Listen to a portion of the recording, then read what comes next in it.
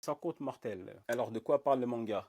Il y a une légende urbaine qui raconte que si vous lisez Sans compte horrifique, un esprit vengeur s'abattra sur vous. C'est ce qui est raconté au jeune Yuma.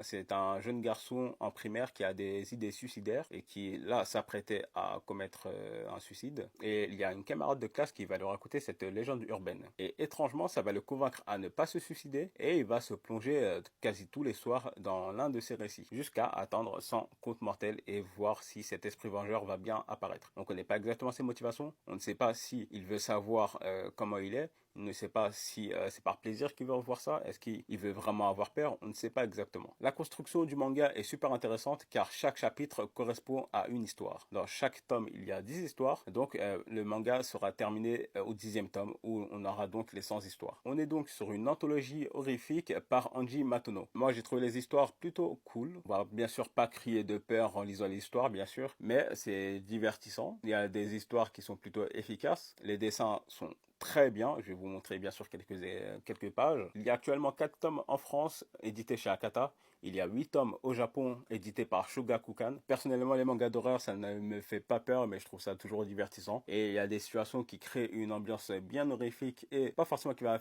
faire peur, mais qui va plutôt angoisser. Et c'est un peu le cas de Mes 50 mortels, où l'auteur arrive en un chapitre très court à créer une ambiance plutôt malaisante, parfois angoissante pour les lecteurs et le protagoniste dans chacune des histoires. Personnellement, je suis le genre de personne à aimer avoir une salve de plusieurs tomes, ou alors de lire directement l'intégrale.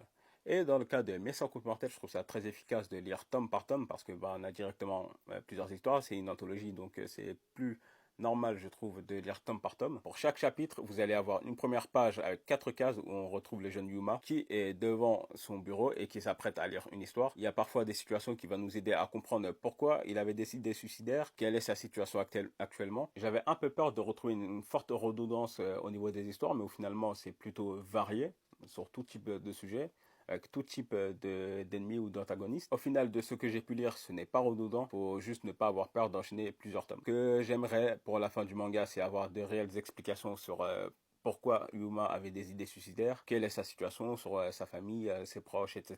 Et bien sûr avoir cette conclusion par rapport à cet esprit vengeur qui est censé apparaître. C'est donc un manga que je recommande fortement. Je le recommande dans le cas où vous aimez un peu l'horreur, si ça ne vous dérange pas de lire une anthologie, donc quelques chapitres de courtes histoires, et si ça ne vous dérange pas d'enchaîner plusieurs histoires de ce genre-là. J'espère que parmi vous, certains l'ont déjà lu, et si c'est le cas, qu'avez-vous pensé du manga?